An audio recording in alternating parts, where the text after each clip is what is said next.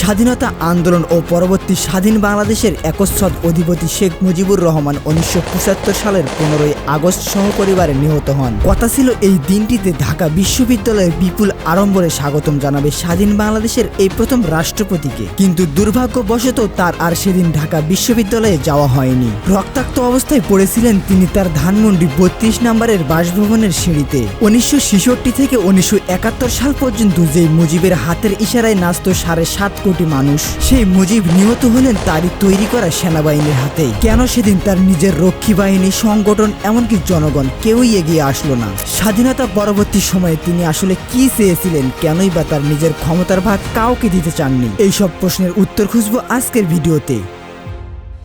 8ই জানুয়ারি 1971 সাল পাকিস্তানের কারাগার থেকে মুক্তি হয়ে লন্ডনে গিয়ে ব্রিটিশ প্রধানমন্ত্রী এডওয়ার্ড হিথের সঙ্গে বৈঠক শেষে ভারতে এসে পৌঁছান শেখ মুজিবুর রহমান। এরপর দিল্লির প্যারেড গ্রাউন্ডে তিনি ধর্মনিরপেক্ষতা, মানব মুক্তি, গণতন্ত্র ও বিশ্ব শান্তির ব্যাপারে ভাষণ দেন। 10ই জানুয়ারি তিনি দেশে পৌঁছান স্বাধীনতার মহানায়ক বেশে। 11ই জানুয়ারি মুজিবনগর সরকারের প্রধানমন্ত্রী তাজউদ্দিন আহমেদের সঙ্গে দেখা হলে তাকে কোনোরকম শুভেচ্ছা জানালেন না শেখ মুজিব। বাংলাদেশের নতুন যাত্রার প্রথম পদক্ষেপেই তাজউদ্দিন ও শেখ মুজিবের মধ্যে দূরত্ব তৈরি হয়, আর এটার নেপথ্যে ছিল শেখ ফজলুল হক মনি। তিনি তাজউদ্দিনের ব্যাপারে শেখ মুজিবের কান ভারী করেছিলেন। এ প্রসঙ্গে সে সময়কার ছাত্রলীগ নেতা শহীদুল ইসলাম বলেন, খন্দকার মোশতাকের সঙ্গে কোলাবরেট করে মনি তাজউদ্দিনকে কোণঠাসা করে, কারণ তার রাজনৈতিক উচ্চাকাঙ্ক্ষার পদে তাজউদ্দিন ছিল একমাত্র বড় বাধা।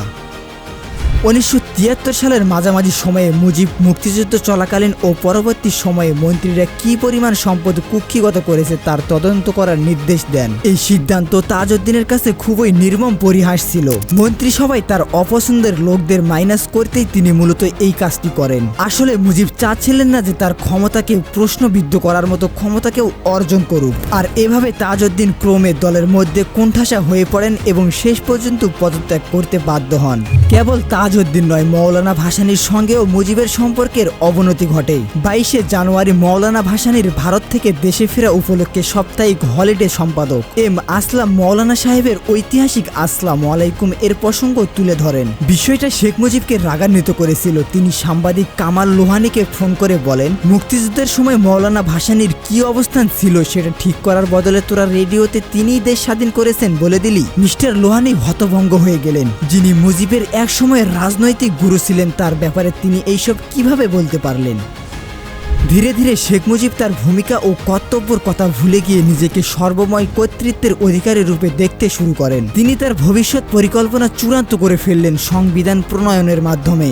11ই জানুয়ারি 1972 সাল বাংলাদেশের অস্থায়ী সংবিধান আদেশ জারি করা হয়। 12ই জানুয়ারি বিচারপতি আবু সাইদ চৌধুরীকে রাষ্ট্রপতি নিযুক্ত করে শেখ মুজিব প্রধানমন্ত্রী হিসেবে শপথ নেন এবং 11 সদস্য বিশিষ্ট মন্ত্রিসভা গঠন করেন। 10ই এপ্রিল গণসংসদের প্রথম অধিবেশন ডক্টর কামালের নেতৃত্বে 33 সদস্য বিশিষ্ট সংবিধান প্রণয়ন কমিটি গঠন হয়। 4ই নভেম্বর গণপরিষদের সংবিধান গৃহীত হওয়ার পর কয়েকটি অনুচ্ছেদ নিয়ে বিতর্ক সৃষ্টি হয়। যেমন 6 নম্বর অনুচ্ছেদে বাংলাদেশের সবাইকে বাঙালি বলে পরিচয় দেওয়ার কথা বলা হয়েছে, অথচ দেশের অন্যান্য ক্ষুদ্র উপজাতিদের বসবাস থাকায় তাদের সবার জাতিগত পরিচয়কে উপেক্ষা করা হয় এই অনুচ্ছেদে। আরেকটি বিতর্কিত অনুচ্ছেদ হলো 70 নম্বর অনুচ্ছেদ, যেখানে বলা হয় কেউ সংসদের নিজ দলের বিপক্ষে ভোট দিলে সংসদে তার আপন শূন্য হবে। এ থেকে পরিষ্কার বোঝা যায় মুজিব তার শাসন ব্যবস্থা স্থায়ী করতেই এই অনুচ্ছেদের প্রণয়ন করেন। এইভাবেই সাংবিধানিকভাবে এমন ব্যবস্থা রাখা হয় যে দলীয় প্রধান অবধারিত হয়ে উঠবেন কর্তৃত্ববাদী।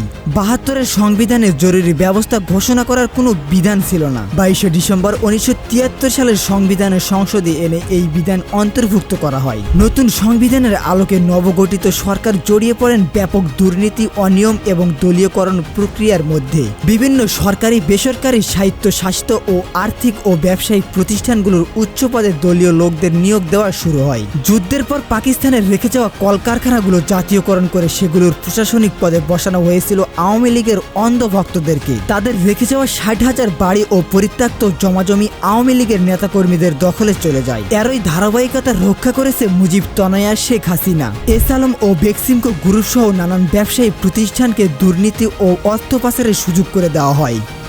72 থেকে 75 সাল পর্যন্ত আওয়ামী লীগ সরকার বাজারে সিন্ডিকেট করে চুষে নেয় দেশের গরিব ও মেহনতি মানুষের রক্ত।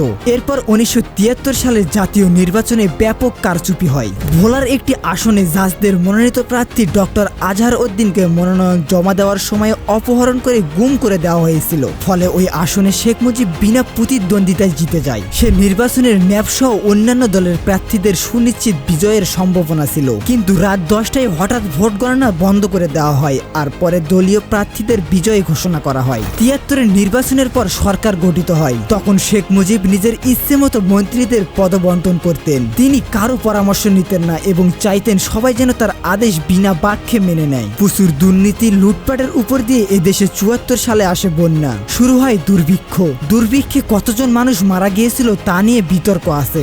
সরকারি হিসেবে 26 থেকে 27 হাজার মানুষ মারা যায়। অন্যদিকে বিআইডিএস এর গবেষণা মতে সেই দুর্ভিক্ষে 15 লাখ মানুষের প্রাণহানি ঘটেছিল।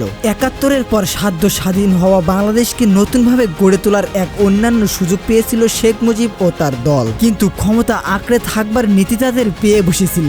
বাবার দেখানো পথেই হাঁটতেছিল শেখ মুজিবের কন্যা শেখ হাসিনা, কিন্তু 5ই আগস্ট সেই স্বৈরশাসককেও বিদায় করে বৈষম্য বিরোধী ছাত্র দল।